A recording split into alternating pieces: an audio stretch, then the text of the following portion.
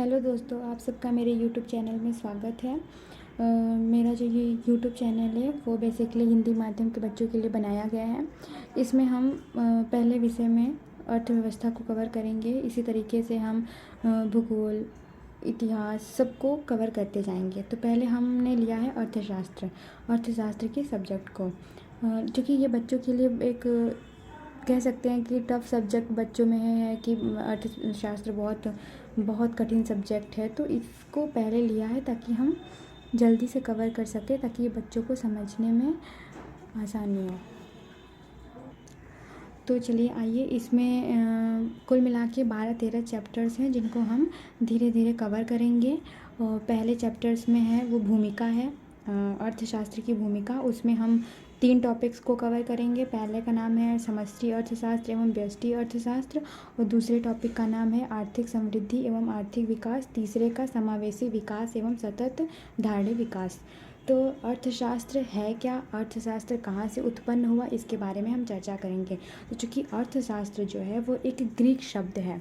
देखिए, आप लोगों को दिख रहा होगा यहाँ पे, अर्थशास्त्र जो है को ग्रीक शब्द है, वो ओइकोनोमिया शब्द से उत्पन्न हुआ है, जिसका मतलब होता है गृह प्रबंधन की प्रक्रिया के अध्ययन से संबंधित। तो जो अर्थशास्त्र है वो 2 शब्दों के मेल से बना है, ओकस और नॉमस। ओकस का मतलब होता है गृह और नॉमस का मतलब होता है प्रबंधन। तो इसका मतलब इसको दूसरे शब्दों में हम किस तरीके से डिफ़ाइन कर सकते हैं। तो दूसरे शब्दों में अर्थशास्त्र की जो परिभाषा है वो ये है कि अर्थशास्त्र एक विषय है जो कि वस्तुओं और सेवाओं के उत्पादन, वितरण एवं उपभोग की प्रक्रिया से संबंधित है एवं इनका अध्ययन करता है। तो जो अर्थशास्त्र है उसमें हम क्या अध्ययन करते हैं कि वस्तु का उत्पादन कितना होगा, किन लोगों को वितरण किया जाएगा, और इसका किस तरीके से हम कितना उपभोग करेंगे, उसके बारे में अर्थशास्त्र बताता है। तो अर्थशास्त्र को समझने के लिए इसको 2 तरीके से वर्गीकृत कर सकते हैं। एक है व्यष्टि अर्थशास्त्र और दूसरा क्या है, समष्टि अर्थशास्त्र। देखिए, आप लोगों को यहाँ दिख रहा होगा। तो व्यष्टि अर्थशास्त्र में क्या है और समष्टि अर्थशास्त्र में क्या है, इसके अध्ययन करते हैं। तो जो व्यष्टि अर्थशास्त्र है और उसमें क्या है, व्यष्टि अर्थशास्त्र, यह भी एक व्यष्टि अर्थशास्त्र में जो व्यष्टि है वो भी एक ग्रीक शब्द है जिसका अर्थ होता है सूक्ष्म अथवा छोटा। यह अर्थव्यवस्था के छोटे हिस्से का अध्ययन करता है जिससे कि एक अर्थव्यवस्था का निर्माण होता है। छोटी छोटी अर्थशास्त्र में जो छोटी छोटी क्रियाएं होती हैं उनकी चर्चा हम किस में करते हैं, व्यष्टि अर्थशास्त्र में। और जितनी भी बड़ी और व्यापक क्रियाएं होती हैं उनका हम अध्ययन समष्टि में करते हैं। तो जैसे कि एक परिवार, औद्योगिक इकाई आदि के स्तर पर आर्थिक क्रियाओं का अध्ययन करता है। यह मांग एवं आपूर्ति से भी संबंधित है।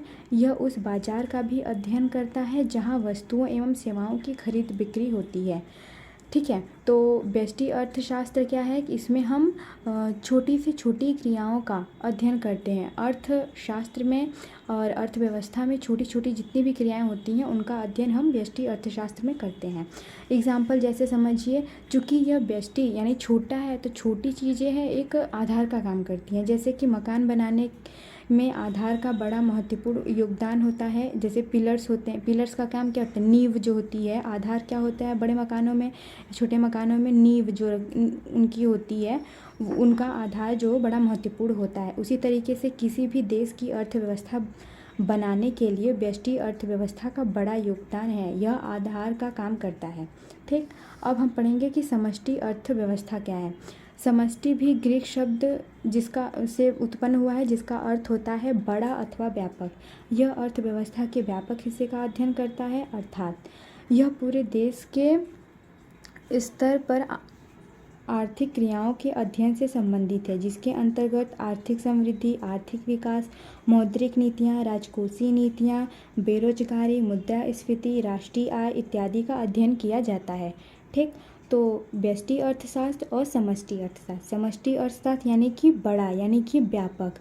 यह अर्थव्यवस्था के बड़े पहलुओं को कवर करने की कोशिश करता है इस अर्थव्यवस्था में। ठीक, अब हम पढ़ेंगे अर्थव्यवस्था में निरंतर वृद्धि करने के लिए व्यष्टि एवं समष्टि दोनों का ही आधार महत्वपूर्ण होता है। देखिए, ये देखिए व्यष्टि किस प्रकार से इम्पोर्टेंट है और समष्टि किस प्रकार से।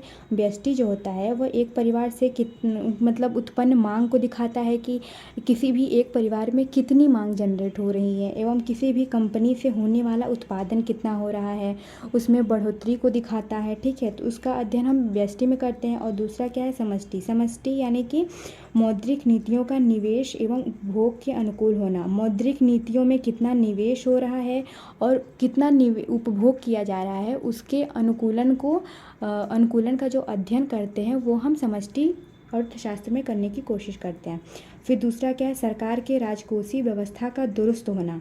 सरकार का राजकोषीय व्यवस्था कैसा है, सरकार कितने घाटे में है, सरकार कितने प्रॉफिट में है, सरकार को क्या लाभ हो रहा है, इन सब इसका अध्ययन हम समष्टि में करते हैं। और फिर उसके बाद है मुद्रास्फीति में नियंत्रण होना। महंगाई कितनी बढ़ रही है, कितनी % महंगाई बढ़ी है, कितने दर से महंगाई बढ़ रही है, इनका अध्ययन हम समष्टि अर्थशास्त्र में करते हैं। फिर चौथा क्या है, रोजगार के अतिरिक्त अवसरों का उत्पन्न होना। रोजगार के कितने अवसर उत्पन्न, चूँकि रोजगार के अवसर उत्पन्न होंगे तो लोगों के पास पैसा आएगा। जब अब हमारे और आपके पास पैसा रहता है तो हम बाज़ार में जाते हैं चीज़ें खरीदने के लिए, तो उससे क्या करते हैं कि हम वस्तुओं का उपभोग करते हैं, तो इससे हमारे जीडीपी में ग्रोथ देखने को मिलती है। तो इस तरीके से हमने भूमिका में पहला चीज़ कवर कर लिया, समष्टि अर्थशास्त्र एवं व्यष्टि अर्थशास्त्र का अध्ययन कर लिया। अब कल हम आप लोगों को पढ़ाएंगे कि आर्थिक समृद्धि एवं आर्थिक विकास क्या होता है, और फिर पढ़ाएंगे समावेशी विकास एवं सतत धारणीय विकास क्या होता है।